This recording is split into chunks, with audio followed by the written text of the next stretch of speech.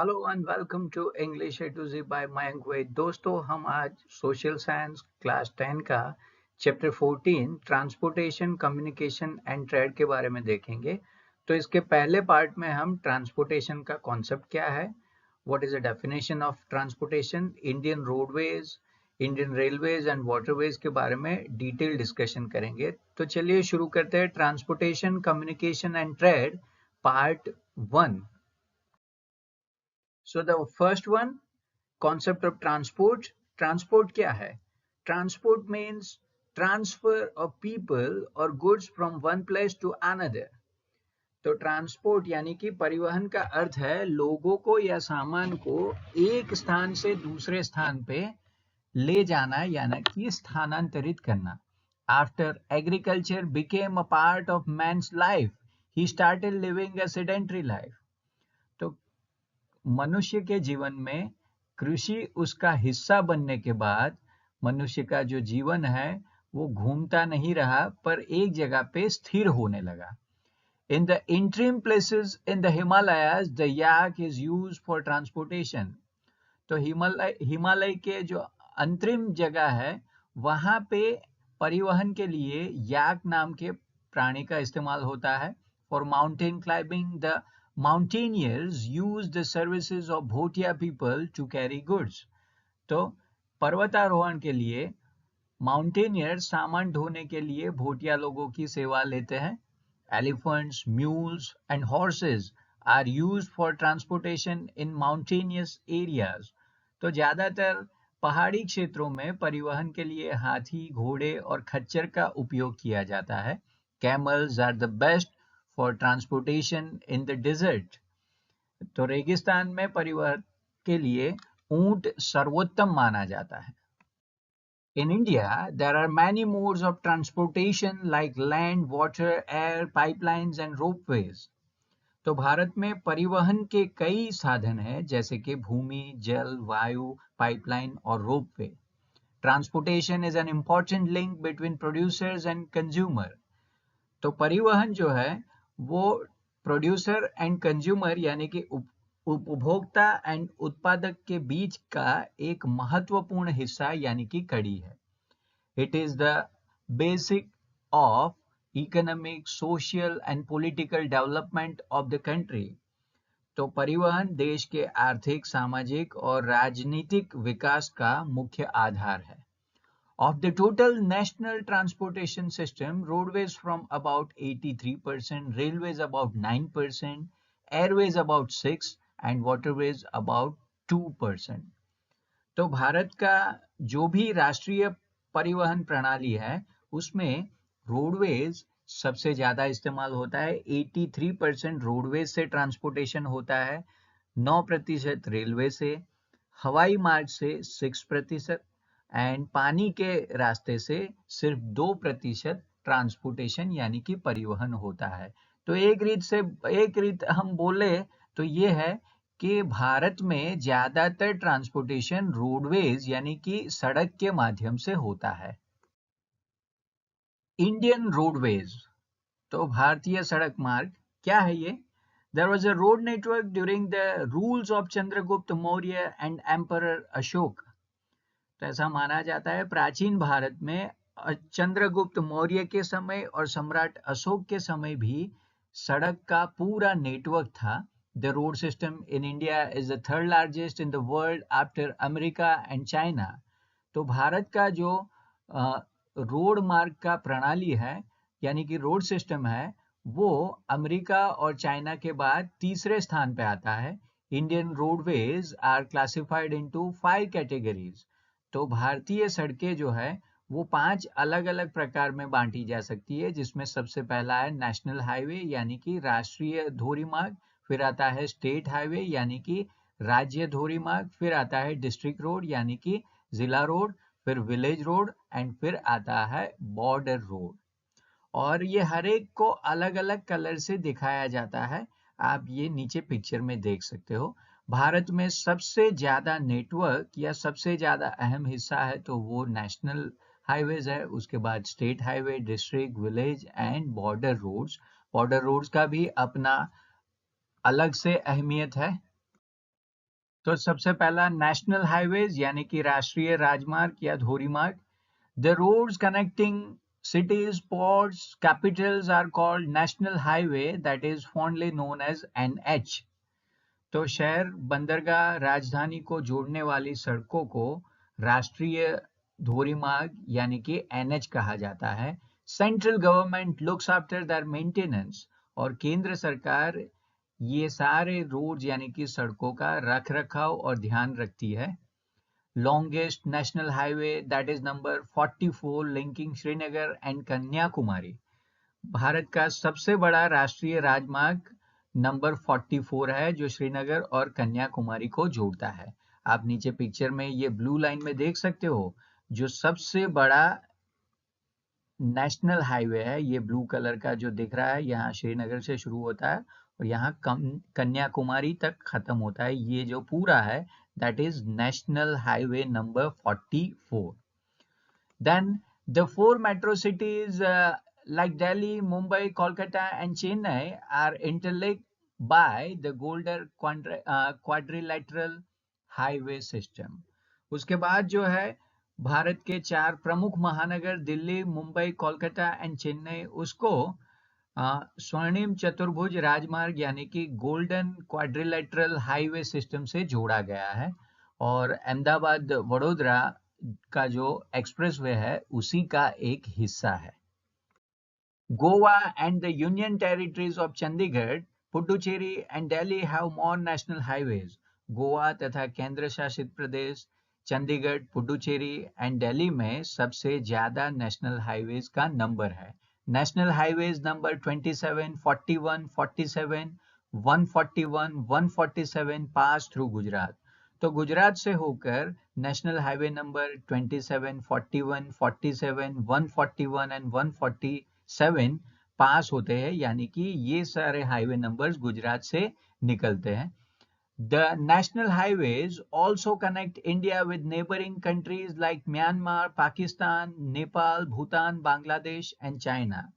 तो हमारे जो नेशनल हाईवेज है यानी कि राष्ट्रीय राजमार्ग है वो भारत के पड़ोसी देश जैसे Myanmar, Pakistan, Nepal, Bhutan, Bangladesh and China जैसे देशों को भी जोड़ता है.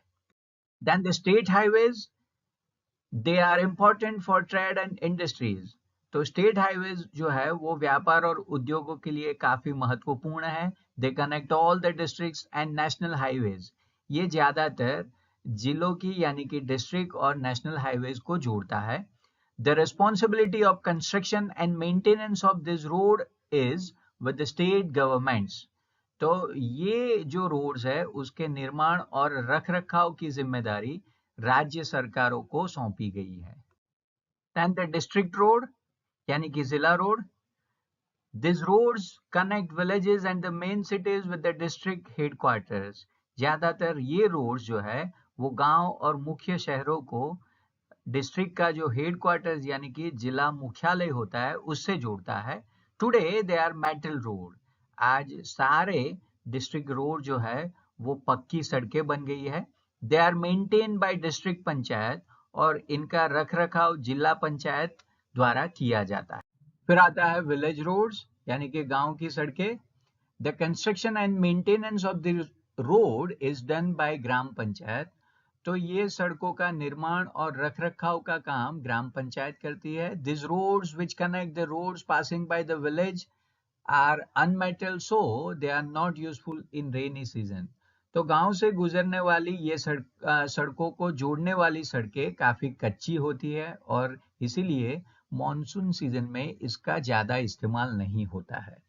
अंडर प्रधानमंत्री Gram Sadak Yojana attempts to be made this roads metal one. और प्रधानमंत्री ग्राम सड़क योजना के तहत ये सारी सड़कों को पक्का करने का प्रयास किया जा रहा है. एंड द रोडवेज में लास्ट पार्ट है या लास्ट टाइप है वो है बॉर्डर रोड्स यानी कि सीमा की सड़कें. Border Road Organization, that is fondly known as BRO, was established in 1960. तो BRO का गठन हुआ था 1960 में. It constructs roads in the border area for the defense and protection of the country. और ये जो बीआरओ है वो देश की रक्षा और सुरक्षा के लिए सीमा क्षेत्र में सड़कों का निर्माण करती है. It builds roads in inaccessible remote areas and looks after maintenance like clearing the snow. ये दुर्गम क्षेत्रों में सड़कें बनाती है और यहाँ पे ऐसे रोड पे बर्फ हटाने का या उसको मेंटेन करने का काम भी करती है. वो है बीआरओ, बॉर्डर रोड ऑर्गेनाइजेशन. फिर एक और प्रकार है expressways. These roads are 4 or 6 lanes and are called द्रुत गति मार्ग. तो ज्यादातर ये रोड जो है यहाँ पे 4 से 6 लाइन होती है और इन्हें द्रुत गति मार्ग भी बोला जाता है.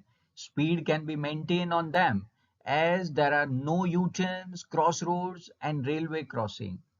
और ऐसे रोड पे गति बनाई जा सकती है या आप एक स्पीड में व्हीकल चला सकते हो क्योंकि यहाँ पे कोई यू टर्न नहीं होता, कोई चौकड़ी यानी कि क्रॉस रोड नहीं होता, ना तो कोई रेलवे क्रॉसिंग होता है.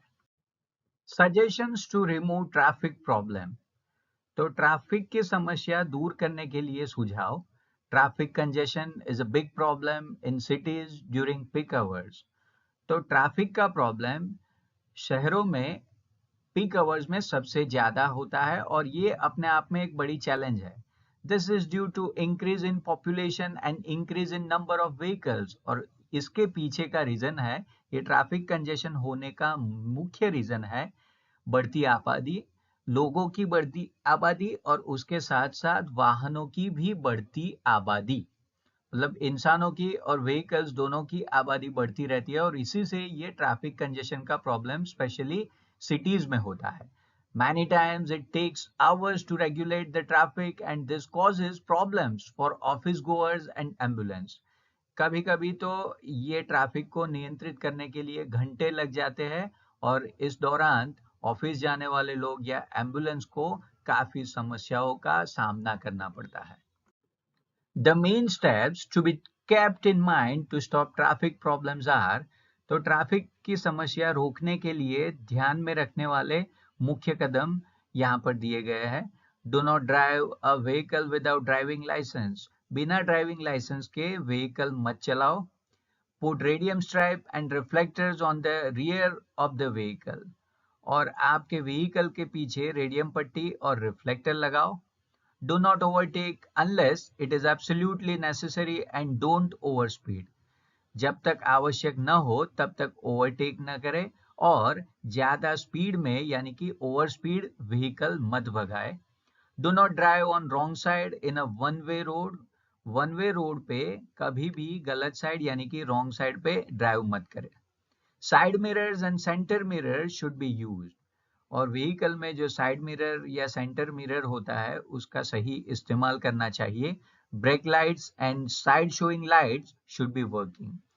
आपके व्हीकल का ब्रेक लाइट है और साइड लाइट है वो प्रॉपर तरीके से काम करना चाहिए. ज्यादातर हम उसको देखते ही नहीं, चालू है या नहीं है, चालू है तो उसका इस्तेमाल नहीं करते हैं और ज्यादातर तो चालू है कि नहीं वो भी पता नहीं है. Two-wheelers like cycles and scooters should be driven only on the left side of the road. Cycle और स्कूटर जैसे व्हीकल को हमेशा रोड के लेफ्ट साइड में यानी कि दाहिने साइड में चलाना चाहिए. Wear helmet and seat belts while riding or driving. जब भी आप दो पहिया वाहन यानी कि टू व्हीलर चलाते हो तो हेलमेट पहनो या फोर व्हीलर चलाते हो तो वहां पे सीट बेल्ट का इस्तेमाल करो. Do not talk on sale phone while driving and if you need to talk, stop vehicle on side and talk. Phone पे बात करते करते कभी भी व्हीकल मत चलाओ और फिर भी अगर फोन पे बात करनी ही पड़े ऐसी स्थिति में व्हीकल को रोड के साइड पे पार्क करके फिर बात करो. Allow the ambulance and fire brigades to pass first. अगर आप रोड पे जा रहे हो तो वहां पे एम्बुलेंस और फायर ब्रिगेड को जाने के लिए पहले रास्ता दे दीजिए. Call 108 to help injured people in an accident.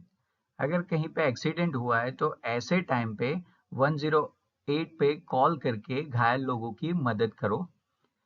Do not create noise by unnecessary honking and at night use dipper when necessary.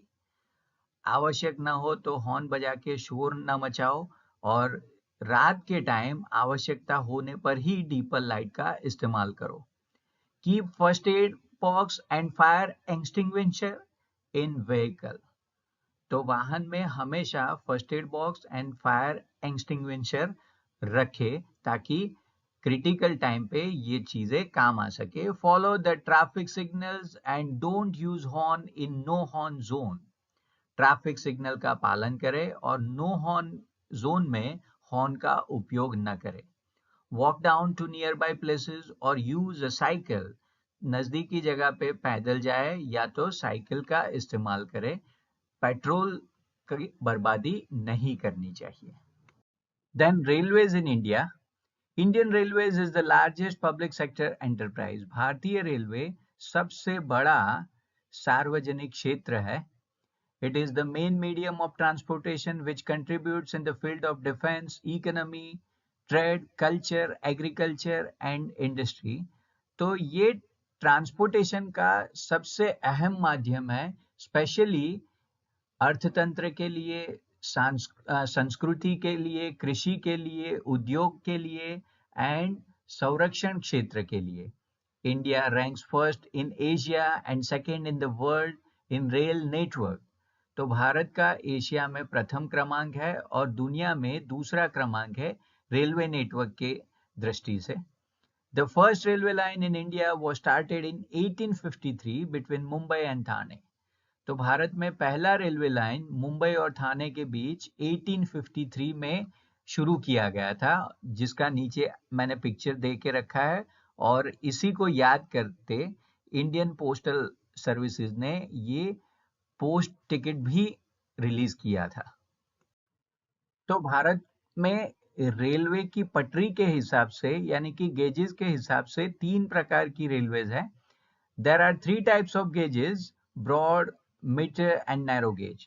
तो 3 टाइप के गेजेस है, ब्रॉड, मीटर एंड नैरो। ये नाम से ही पता चलता है, छोटा, मध्यम और सबसे बड़ा। The meter gauge and narrow gauge railway tracks are being converted into broad gauge to facilitate transportation of passengers and goods with ease and without wastage of time and money. तो जैसे जैसे समय बीतता गया, भारत में जो narrow gauge and metre gauge थे, वो सारे metre gauge and narrow gauge railway track को ब्रॉड गेज में परिवर्तित कर दिया गया, ताकि पैसेंजर्स को ट्रांसपोर्टेशन का और गुड्स का आसानी रहे, उसके साथ साथ समय और पैसों की बर्बादी को भी रोका जाए। Railway network is dense in the states which have plain regions, dense population, industrial and agriculture development and have rich mineral fields.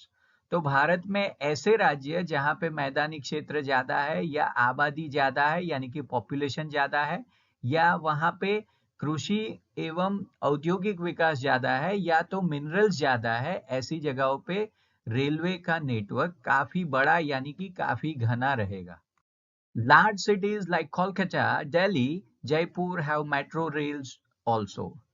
Bharat के बड़े शहर जैसे दिल्ली, जयपुर और कोलकाता, वहां पे मेट्रो रेलवेज भी अवेलेबल है। Work has started on the metro rail between Ahmedabad and Gandhinagar. Gandhinagar और अहमदाबाद के बीच भी मेट्रो रेल का काम शुरू हो गया है। Monorail has proved very important to connect Mumbai with its suburbs.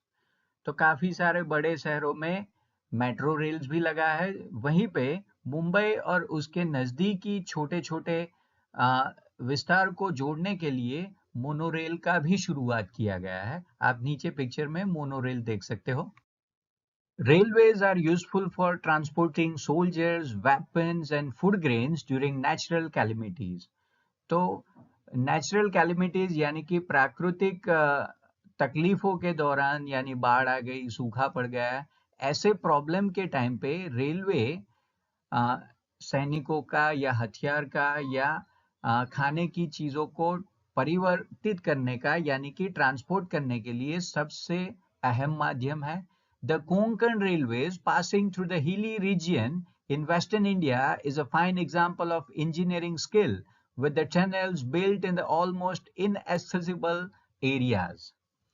तो कोंकण रेलवे है जो पश्चिम भारत के पहाड़ी क्षेत्रों को जोड़ता है, वो इंजीनियरिंग का उत्कृष्ट नमूना है, क्योंकि वहाँ पे काफी सारी पहाड़ी है। वो पहाड़ी अ, दो पहाड़ियों को जोड़ने के लिए अलग अलग ब्रिज बनाए हैं, या तो एक ही पहाड़ी में से रेल ट्रैक पास करने के लिए टनल्स बनाए हैं।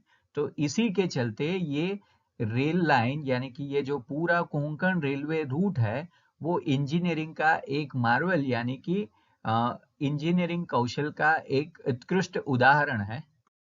Indian Railways are known to be on time, safe, and have food and modern facilities. तो भारतीय रेलवे समय पे चलने वाली, सुरक्षित और भोजन वगैरह आधुनिक सुविधाओं से सज्ज मानी जाने वाली एक परिवहन यानी कि ट्रांसपोर्टेशन फैसिलिटी है। The route between Dibrugarh and Kanyakumari is the longest railway route in India. Bharat का सबसे बड़ा रेल मार्ग है जो डिब्रूगढ़ से कन्याकुमारी के बीच निकलता है। नेशनल वाटरवेज ऑफ इंडिया, तो भारत के राष्ट्रीय जल मार्ग। Rivers, lakes, and canals act as waterways. They are cheaper than land routes. No need for construction of bridges or tunnels. तो नदियां, झीलें और नहरें जलमार्ग के रूप में काम करती है। ये भूमि मार्गों की तुलना में काफी सस्ते हैं।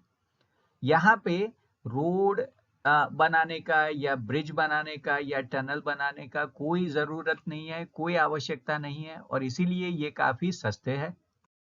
द नेशनल वाटरवेज आर, भारत के प्रमुख वाटरवेज कौन कौन से हैं ये देखते हैं, जिसमें से सबसे पहला है नेशनल वाटरवे नंबर 1, जो कि इलाहाबाद और हल्दिया के बीच गंगा नदी पे बहता है और जिसका पूरा लंबाई है 1620 किलोमीटर। फिर जो दूसरा नेशनल वाटरवे नंबर 2 है वो सादिया टू दोमरी तक जाता है और जिसका लंबाई है 891 किलोमीटर, जो ब्रह्मपुत्र नदी में बनाया गया है। नेशनल वाटरवे नंबर 3 है जो west coast canal between Kollam and Kottapuram को जोड़ता है और जिसका सबसे छोटा लंबाई है 250 किलोमीटर। नेशनल वाटरवेज नंबर 4 जो गोदावरी नदी पे बनाया गया है, वो काकीनाडा और पुडुचेरी को जोड़ता है और जिसका लंबाई है 10 एंड 78 किलोमीटर। एंड पांचवा आखिरी जो नेशनल वाटरवे नंबर 5 है वो ब्रह्माणी रिवर पे बनाया गया है, जो गोयनकदी एंड तलचार दो जगहों को जोड़ता है और जिसका लंबाई है 588 किलोमीटर। आप नीचे यहाँ साइड में दिए गए पिक्चर में, मैप में ये सारे जो वाटरवेज है वो देख सकते हो, जिससे आपको पता चलेगा। एंड वाटरवेज कभी कभी मैप के लिए भी इम्पोर्टेंट है, तो ये जगह यानी कि जियोग्राफिकल प्लेस याद रख लो। Then the next is oceanic waterways. तो अभी तक हमने वो जो सारे नेशनल वाटरवेज थे वो अलग अलग रिवर से कनेक्टेड थे। अब oceanic waterways, India has a coast line of about 7516 kilometre. तो भारत की समुद्र तट रेखा लगभग 7516 किलोमीटर लंबी है। There are 13 major and about 200 minor ports in India. Bharat में 13 बड़े एंड 200 छोटे बंदरगाह हैं। The shipping corporation of India looks after the sea trade of India. भारत का जो शिपिंग कॉरपोरेशन ऑफ इंडिया है, ये भारत का पूरा समुद्री व्यापार देखता है या उसका देखभाल करता है। Kandla, Mumbai, Nava Sheva, Margao, New Mangaluru, Kochi are on west coast. Kandla, Mumbai, Nava Sheva, Margao, New Mangalore and Kochi ये सारे पश्चिमी तट पर है। Kolkata, Haldia, Paradip, Visakhapatnam, Chennai and Tuticorin are on east coast. जबकि ईस्ट कोस्ट पे कोलकाता, हल्दिया, पाराद्वीप, विशाखापट्टनम, चेन्नई एंड टूटिकोरिन जैसे पोर्ट्स है। तो फिर से पश्चिमी तट पे है कंडला, मुंबई, नवा शेवा, इवन गुजरात के जो सारे पोर्ट है वो पश्चिमी तट पे आएंगे। वेरएज पूर्वी तट पे कोलकाता, हल्दिया, पाराद्वीप, विशाखापट्टनम, चेन्नई एंड टूटिकोरिन ये सारी आएंगे। Gujarat has a coast line of about 1600 kilometre. Gujarat की तट रेखा लगभग 1600 किलोमीटर लंबी है। Kandla is the largest port of Gujarat और गुजरात का जो कंडला है वो गुजरात का सबसे बड़ा पोर्ट यानी कि बंदरगाह है। Bhavnagar is the only port having automatic lock gate system. और गुजरात में एकमात्र भावनगर ऐसा पोर्ट है जिसका ऑटोमेटिक लॉक गेट प्रणाली है। आप ये पिक्चर में देख सकते हो कि लॉक गेट क्या होता है। तो वाटर बॉडी को अलग अलग हिस्सों में डिवाइड करके फिर वहां दरवाजा बनाया जाता है, जिससे जो शिप होता है वो आगे ट्रांसपोर्ट होता है। आप पिक्चर में देख सकते हो कि लॉक गेट कैसा हो सकता है। Then further, Porbandar is a free port for entire year. Porbandar जो है पूरे साल में फ्री पोर्ट है। यहाँ पे कोई भी तरीके का कस्टम ड्यूटी नहीं लगाया जाता है। आप फ्री ऑफ कॉस्ट यहाँ से ट्रेड कर सकते हो बिना कोई कस्टम ड्यूटी पे किए। Other important ports are Veeraval, Sikka, Pipavav, Navlakhi, Mundra, Positra, Okha and Hazira. तो गुजरात के दूसरे महत्वपूर्ण बंदरगाह यानी कि पोर्ट्स है जिसमें है Veraval, Sikka, Pipavav, Navlakhi, Mundra, Positra, Okha and Hazira. A project is undertaken to develop Positra port.